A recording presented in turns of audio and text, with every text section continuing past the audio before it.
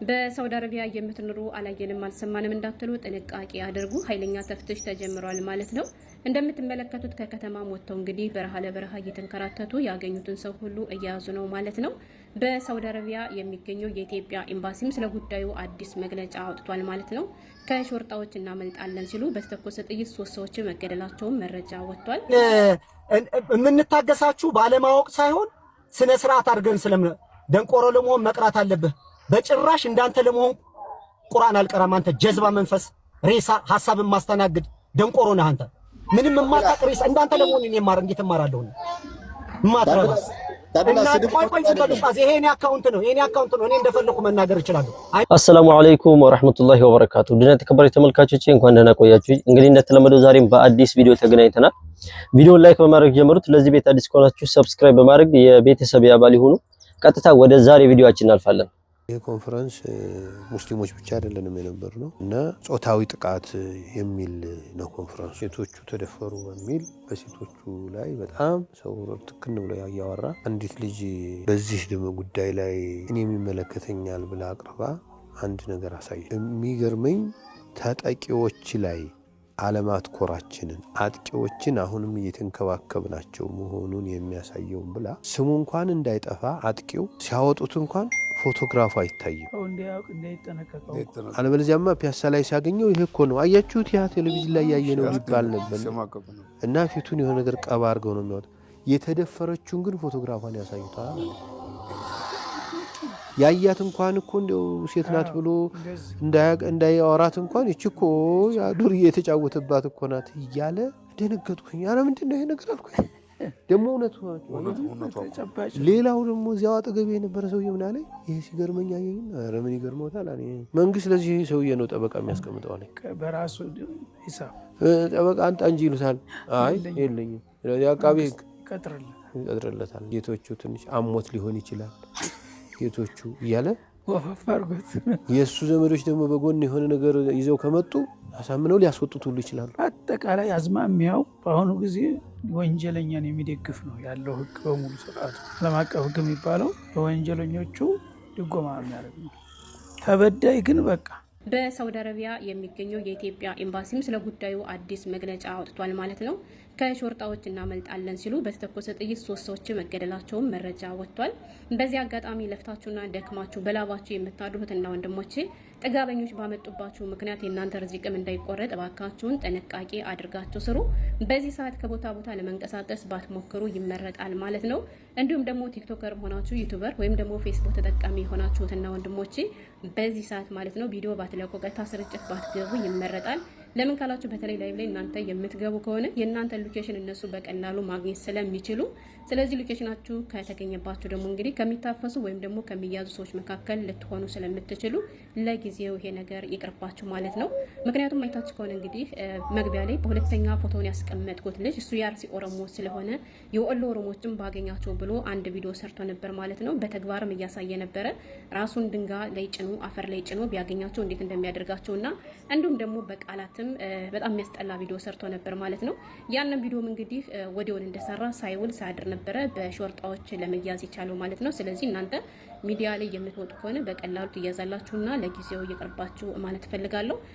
በዚህ አጋጣሚ እንግዲህ ያው የመኖሪያ ወረቀት ስለሌላችሁ ብቻ ሾርጣ ስታዩ ሩጫ መልጣለሁ ብላችሁ የምትሞክሩ ሰዎች ደግሞ ቢቀርባችሁ ይሻላል ማለት ነው።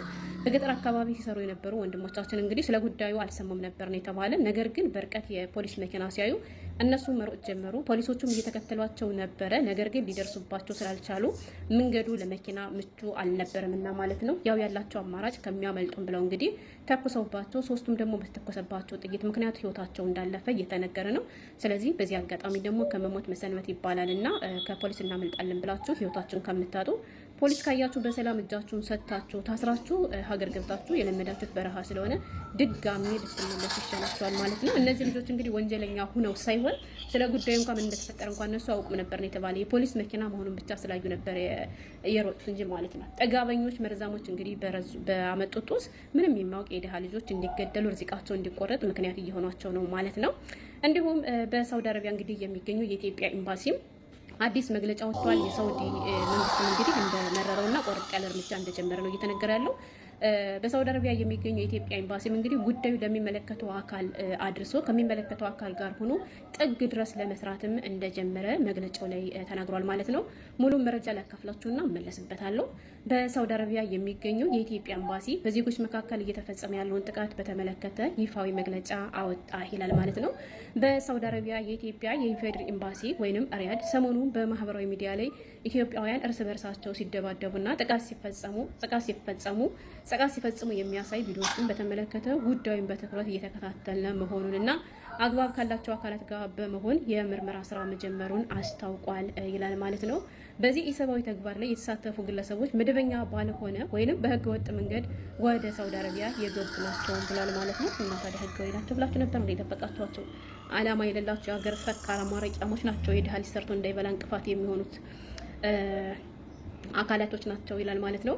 እነዚህ አካላት በበረሃና ገጠራማ አካባቢዎች በመመሸግ ምክንያታቸው በግልጽ ባልታወቀ ጉዳይ ቡድን ወይንም ጎራ በመፍጠር እርስ በርሳቸው ግጭት ሲፈጥሩ እንደነበርም ተደርሶበታል ይላል ማለት ነው። እስካሁን በተደረገው ክትትልና ጥረትም አንድ ተጠርጣሪ በሳውዲ አረቢያ ፖሊስ ቁጥጥር ስር ውሏል ይላል ማለት ነው።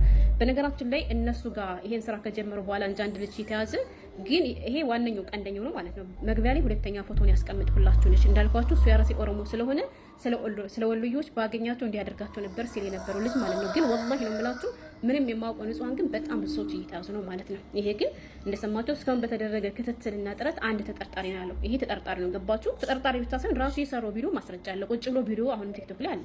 እኔም ተጀሌ ቪዲዮ አለኝ። ግን ደግሞ የሚናገረው ቃላት ለዩቲዩብ ስለማይመጥን መጫን አልችልም እንጂ ማለት ነው። በዚህ አጋጣሚ እውነቴን ነው የምላችሁ ጀግና የሆኑ የኦሮሞ ልጆች አሉና እሱ የሰራውን ቪዲዮ በአማርኛ በመተርጎም እኛን አይወክልም፣ ለህግ አሳልፈን መስጠት አለብን፣ ከተበዳይ ጎን መቆም አለብን ብለው ቪዲዮ ሰርተው ልጁም እንዲያዝ እነሱም በብዙ ነገር ጥረት አድርገዋል ማለት ነው። እና እነሱ እስካሁን እንግዲህ ያዝን ያሉት አንድ ሰው ነው። ኤምባሲው ችግሩን ከምንጩ ለማድረግ ከዚህ ላይ እንኳን አንስማማም። ሆነ ችግሩን ከምንጩ ለማድረግ ለመጀመሪያ ጊዜ ነው ይሄ ነገር የተፈጠረ። ለመጀመሪያ ጊዜ ነው ሳውዲ አረቢያ ላይ እንደዚህ አማራ፣ ኦሮሞ፣ ትግሬ እየተባለ መተራረድ የጀመረው አሁን ነው እንዴ? ምንጭ እንኳን ማድረግ የሚለው ተወስቂ እንደወረኝ ይሆን ኩልሽ ምን አለ መረጃውን በሙሉ ባካፍላችሁ። እስካሁን በተደረገ ክትትልና ጥረት አንድ ተጠርጣሪ በሳውዲ አረቢያ ፖሊስ ስር ውሏል ብሏል ማለት ነው። ኤምባሲው ችግሩን ከምንጩ ለማድረግ በዚህ ወንጀል የተሳተፉትን ሁሉንም ለህግ ለማቅረብ ከሚመለከታቸው አካላትና ከሀገር ሽማግሌዎች ጋር በቅርብ እየሰራ ይገኛል ይላል ማለት ነው። ኤምባሲው እነዚህን ወንጀለኞች በቁጥጥር ስር ለማዋል የሚያስችል ማንኛውንም ተዛማጅ መረጃ ወይንም ደግሞ ጥቆማ ያለው ወገን በአስቸኳይ ለኤምባሲው እንዲያቀርብ በአክብሮት ጥሪ እናቀርባለን ይላል ማለት ነው። የኢትዮጵያ ኤምባሲ የኢትዮጵያ የኢፌዴሪ ኤምባሲ ሪያድ ይላል ማለት ነው ሀገሬ ልጆች። ስለዚህ በዚህ አጋጣሚ መረጃ ያላችሁ ስለነዚህ ሰዎች በቅርብ የምትገኙ ወንጀለኞችን አሳልፋችሁ ስጡ። በእነሱ ምክንያት የድሃ ልጅ ሰርቶ እንዳይበላ እንቅፋት እየሆኑ ነውና ማለት ነው። እውነቴን ነው ብላችሁ ሀታ መያዝ እንኳን እየታሰቀ ያለው ምንም የማውቁ ምስኪን ነው። ገብቷችኋል? ለምን ብትሉ እነሱ ሲጀመር እኮ እዛ አካባቢ አይኖሩም። አቅደውበትና ለመውበት ለጥፋት ሲሆን እኮ ነው ወደዚህ አካባቢ የሚገቡት እንጂ እነሱ እኮ ከሳውዲ ወጥተው ነው የሚኖሩት። ግን ያቀዱና ያስቡና ይሄን ወንጀል ብቻ ለመፈጸም ተዘጋጅተው ይገባሉ። ስራቸውን ከሰሩ በኋላ ይሄ ነገር እንደሚመጣባቸው ስለሚያውቁ ለቀው ይወጣሉ ማለት ነው። በቦታው የሚገኙት እነማን ናቸው? ምስኪኖች፣ አቧራ ለብሰው ፀሐይ እያቃጠላቸው በረሃ ለበረሃ እየተንከራተቱ ያልፋል፣ ነገ የተሻለ ህይወት እንኖራለን ብለው አንገታቸውን ደፍተው የሚሰሩ የድሃ ልጆች ናቸው የሚያዙት፣ የድሃ ልጆች ናቸው የሚንገላቱት፣ የድሃ ልጆች የነሱ ርዚቅ ነው የሚቆረጥባቸው ማለት ነው። ስንት ቤተሰብ በስራቸው ያስተዳድራሉ። ግን ጥጋበኞች ባመጡባቸው ምክንያት ርዚቃቸው ተቆርጦ ያለ ወንጀላቸው እስር ቤት ገብተው በስንት መከራ በስንት ውጣ ውረድ ከኢትዮጵያ ያን ሁሉ በረሃ አቋርጠው መጥተው ሳይሰሩ ካሰቡበት ሳይደርሱ አላማቸውን ወደኋላ ያስቀሩባቸዋል። እንዲሁም ደግሞ ብዙ ወንድሞቻችንም ደግሞ እንዲሞቱ ምክንያት ይሆኑባቸዋል። እና ስለዚህ ከሀቅ ጎን ቁሙ። እውነቴን ነው የምላችሁ፣ አትደብቁ። አይደለም እነዚህ በአደባባይ ወጥተው እንትን ያሉትን ይቅርና ሳውዲ አረቢያ ላይ ምንም የማይሰማ ነገር አለ። የእውነት ያን ሰርግ ላይ እየገደሉ ልጅ ራሱ አሳልፋችሁ ስጡ። አሁን ደብቃችሁ ነው ያላችሁ። እየወጣ ኮሜንት እየሰጠ ነው አሉ። እሱ ደግሞ በድፍረት ገባችሁ። በድፍረት በማን አለብኝነት ኮሜንት ጽፏል ተባለ እና በሎኬሽን ማግኘት አልተቻለም። አላውቅም። ሎኬሽን የሚያገዘው ይመስለኛል ላይቭ ላይ ለሚቀመጥ ሰው ነው። እና ሁሉም ከሀቅ ጎን ቆሙ። ብሄሩ ምንም በኋላ ትደርሱበታላችሁ ማለት ነው የምፈልገው። እውነቴን ነው የምላችሁ ወላሂ ከሁሉም ያን ልጅ ለእናቴ አንድ ነኝ ኧረ ተወኝ እያለ በእግሩ ገፋ አድርጎ ቀጭ ሲያደርገው አልሞትለት ሲል አንተም ወፍራም ነብስ ነው ያለህ ብሎ ቀጥታ ላይቭ ላይ ካለው ሰው ሁሉ ያ ሁሉ ሰው በለው እያሉ እያቀነቀኑለት እንደ ጀግና እየገጠሙለት ላይቭ ላይ እየታረደው ልጅ ማለት ነው። አስቡት። አሁን እንግዲህ ያነ ቪዲዮ መታየት አይቀርምና ቤተሰብ ያያል፣ ቤተሰብ ይሰማልና እንኳን ለቤተሰብ ለኛ ራሱ ምን ያክል እንዳመመና ቪዲዮን ያያችሁ ሰዎች ታውቃላችሁ። ስለዚህ ነገም በሌላ ወንድሞቻችን ላይ እንዳይደገም እንደዚህ ያሉ ጥጋበኞችን አሳልፋችሁ ስጡ ለማለት ነው። ሰላም ነው። የምንታገሳችሁ ባለማወቅ ሳይሆን ስነ ስርዓት አድርገን ደንቆሮ ለመሆን መቅራት አለብህ። በጭራሽ እንዳንተ ለመሆን ቁርአን አልቀራም። አንተ ጀዝባ መንፈስ ሬሳ ሐሳብን ማስተናግድ ደንቆሮ ነህ አንተ። ምንም የማታውቅ ሬሳ እንዳንተ ለመሆን እኔ እንዴት እማራለሁ? ማትረባ እና ቆይ ስጠልፋዝ ይሄ የኔ አካውንት ነው፣ የኔ አካውንት ነው። እኔ እንደፈለኩ መናገር እችላለሁ። አይመለከትም አንተ እናንተ አልተነገራችሁ። ቆይ አትሳደብ ነው ታድላ። ስድብ አይደለም ይሄ፣ ባህሪውን እየገለጥኩ ነው። ተው ስነ ስርዓት ያዝ ኡስታዝ። እኔ ነኝ ኃላፊነቱን ወስዶ የሚጠይቅ አካል ይጠይቀኝ። እንዳንተ ለመሆን ለዘላለም አልማርም። አንተ ሬሳ መንፈስ ምንም ነገር የማታውቅ ዳፍንት ነህ አንተ። አይንህም ጆሮህም አይሰራም። ይሄ ቃል መውጣት አለበት ጆሮው እንዲከፈት። ይቅርታ ታድላ፣ እኔ ልውጣ። ስድብ ልውጣ መብት ነው፣ ትችላለህ። ይቅርታ አድርግልኝ ታድላ፣ እኔ ልውጣ። ሬሳ ውጣ ማለት ሲታገሷችሁ፣ ትዕግስት ሲታገሳችሁ ማወቅ አለባችሁ። የምንታገሳችሁ እንድትነቁ እንድትባኑ ነው እንጂ እንደናንተ መመለስ አቅቶን አይደለም። ደነዝ ፏድ እየቀጠል እሺ ቢስሚላህ አርህማን ረሂም። ባነሳው ሐሳብ ላይ ስለ አላህ ስለ ጉዳዮች መገደድ ማወቅ ምናምን የሚለው ነገር ላይ ይኸው ረጅም ደቂቃ እየሰማሁኝ ስለነበረ አላህ ሱብሓነሁ ወተዓላ መጻፉ ማስገደድ አይደለም። አሁን የእስልምና አስተምሮ ቶቱ የአላህ ቀድሞ መጻፍ ቀድሞ አዋቂነቱን። ለምሳሌ በእስልምና ውስጥ እክትያር የሚባል ነገር አለ፣ ምርጫ አለ። ለሰዎች ሁለት ምርጫ አላቸው፣ የማድረግም ያለ ማድረግ። በዚህ ምርጫ ውስጥ አላህ ሱብሓነሁ ወተዓላ አይገባም። ቀድሞ ለምን ጻፈ? ለውሐል መሕፉዝ የሚባል ኪታብ አለ። የአንድ ሰው ልጅ በሕይወት ዘመን ውስጥ ተወልዶ እስኪሞት ድረስ እስከ መጨረሻው ድረስ ያለው ሐያቱ በጠቅላላ የሚጻፍበት ነው። ይሄን የሚጻፈው ለምንድን ነው? ከተጻፈማ የተጻፈልኝን ነው ምኖረው የሚለው ነገር ውሳኔ ሲሆን ነው። ውሳኔ አይደለም። አላህ ጋር የተጻፈው ነገር ውሳኔ ሳይሆን ሰዎች በተሰጣቸው በዱንያ በሚኖሩበት ህይወት ውስጥ በተሰጣቸው ምርጫ ውስጥ የትኛውን መርጠው እንደሚተገብሩ አላህ በቀድሞ አዋቂነቱ ስለሚያውቁ ነው የተጻፈው እንጂ ይሄንን ስራ ይሄን መስራት አለብህ የሚል ጽሁፎች አይደለም ያሉት የተጻፈው ነው ባጭሩ። ስለዚህ አላህ እስልምና ውስጥ ምርጫ አለ ለሰው ልጅ ሃና ለሚባል ምርጫ አለ። ያንን ምርጫ ይመርጣል። በተሰጠው ምርጫ ግን ያ የሰው ልጅ ምን እንደሚመርጥ አላህ ቀድሞ ስለሚያውቅ አምላክ ስለሆነ በአምላክነቱ ያንን ነገር ቀድሞ ይጽፋል እንጂ አያስገድድም። ወይም ውሳኔ አይደለም። አማርኛው ውሳኔ ከሆነ አድርግ ነው። ውሳኔ ከሆነ ጽሁፉ ውሳኔ ሳይሆን ቀድሞ አዋቂነት ነው። ለምሳሌ እኔ ፉአድ ቅድም በቪዲዮ ምሳሌ ስለሰጠ ነው።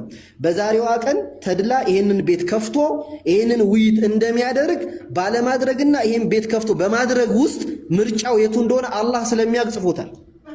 ግዴታ ግን አይደለም። አስገድዶን ሳይሆን የሚያስገደድ የሚሆነው የተጻፈውንም ካወቅነው ነው። አናውቀውም የተጻፈውንም እኛ አላህ ዘንድ አሁን ዛሬ ፉአድ እንደሚገባ መጻፉን እኔ አላውቅም፣ ግን ተጽፏል። ለምንድን ነው የተጻፈው ከተባለ እኔን ለማስገደድ ሳይሆን አላህ የኔን ምርጫ አሁን አንተ ሪኩዌስት ላኩልህ ይቀበለኛል አይቀበልም አላህ ያውቃል። ለምን የኛ አምላክ ስለሆነ እንጂ ተገደህ ዛሬ ተድላ ቤት መግባት አለብህ የሚል ግዴታ ግን አላህ ዘንድ አልተጻፈም። ኦነስትሊ እስልምናው ላይም ከመጣን ለምሳሌ አንድ ሰው የሚሰልመው ነፃ ምርጫ ተሰጥቶት ነው የሚሰልመው። አለመስለም ሙሉ መብት አለው። አለመስለም ሙሉ መብት አለው። መስለምም ሙሉ መብት አለው። ምርጫ አለው ማለት ነው። አላህ ዘንድ ለምን ተጻፈ? እንዴት ይጻፋል ከተባለ አላህ ዘንድ የተጻፈው ውሳኔ ሳይሆን አምላክ ነውና ቀድሞ ያውቃል።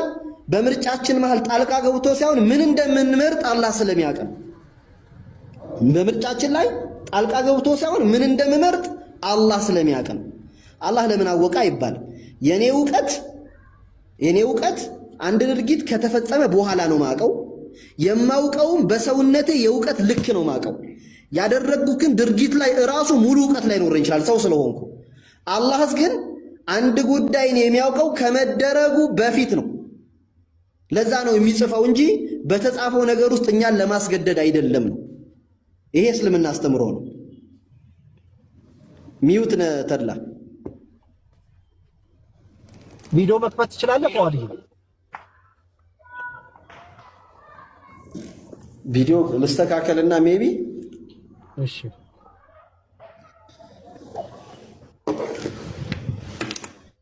እንጠብቃለን።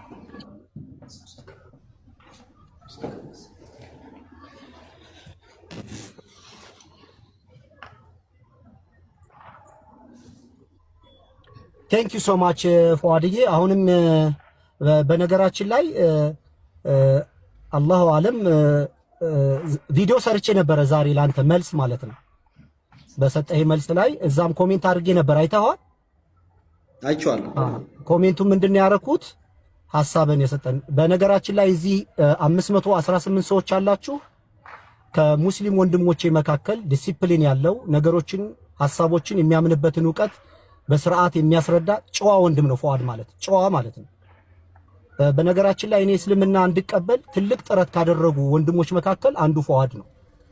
ሐሳቦችን ተቀብሎ ዋጋ ከፍሎ የማይሰጡ ስልኮች ሰጥቶ እነዛ ነገሮች ጋር እንድገናኝ ትልቅ ጥረት ያደረገልኝ በቴክስትም በምንም እያደረገ የሚያበረታታኝ ወንድ ነው። ለዚህ እገዛህ እንደ አንድ ወንድም አመሰግናለሁ። ሁለተኛ ለሰራሁት ቪዲዮ ላይ እንደ ኩሬ ውስጥ እንደ እንቁራሪት ለጮሁ ሰዎች መልስ አልሰጥም፣ እውቅናም አልሰጣቸውም። ለፉአድ ግን መልስ አዘጋጅቼ ነበረ። ያን ቪዲዮ ፖስት አላደረገውም፣ ቀጥታ እሱን ስላገኘሁት። አሁን ፉአድ በቪዲዮም በሰራውና አሁን የተናገረው ነገር ኦልሞስት 88-90% አንድ አይነት ዕውቀትና አንድ አይነት ሐሳብ አንድ አይነት እምነት ነው ያለን። አስተናግዳለሁ፣ እቀበላለሁ፣ ይሄን ችግር የለብኝም። ለምሳሌ ይሄን ቪዲዮ እንደምከፍት ሐሳቡን ሳስበው ስከፍት ነው ፉአድ የሚያውቀው አይደለም ነው ወደ ፉአድ ግን ፈጣሪ ግን ሳስበው ያውቃል አያውቅም? ያውቃል። ሐሳቤን ሳስበው ነው እንጂ የሚያውቀው እኔ ከማሰቤ በፊት ግን በእኔ ላይ ማንም ሰው የወሰነውና የተጻፈው የታወቀ ነገር የለም ነው። ከፉአድ ጋር የሚያለያየን ይሄ ብቻ ነው። እዚህ ነገር ላይ ለጥለን ማውራት እንችላለን። አሁን ለምሳሌ ፉአድን ሚውት አርጋት አንዴ። ፉአድዬ ያንተ ድምጽ ነው መሰለኝ። ፉአድን በምላሴ እወድሃለሁ እያልኩ በልቤ እንደምጠላው ፉአድ አያውቅም። ፉአድ የሚያውቀው ንግግሬን ብቻ ነው። የውስጥ ሐሳቤንና የልቤን ፍላጎት ሊረዳ አይችልም። በአፍ የምናገረውን ሳይሆን የልቤን ሐሳብና ጥላቻ ግን ፈጣሪ ቀድሞ ያውቃል። ነገሩ ያሰብኩትና ማወራው የተለያየ ስለሆነ እዚህ ላይ ችግር የለብኝም። እኔ አምናለሁ፣ እቀበላለሁ። ያ የማደርገውን ነገር ግን ምንጩና ሶርሱ ኃይሉና ችሎታ ያለው ከኔ ጋር ነው። እኔ ስወስነው እኔ ሳስበው ነው እንጂ ፈጣሪ ቀድሞ የጻፈብኝንና ቀድሞ የወሰነልኝን አይደለም የምኖረው። ፉአድ በሰራልኝ ቪዲዮ ላይ ምን ይላል? ሁሉ ነገር የተጻፈ የተከተበ ቀድሞ የታወቀ ነገር ነው የምንኖረው ካለ ፍቃድ የሚለው ነገር ቫልዩ ያጣል። ፉአድዬ ቀድሞ የሚታወቅ ከሆነ ቀድሞ የተጻፈ ከሆነ እኔ ሳደርገው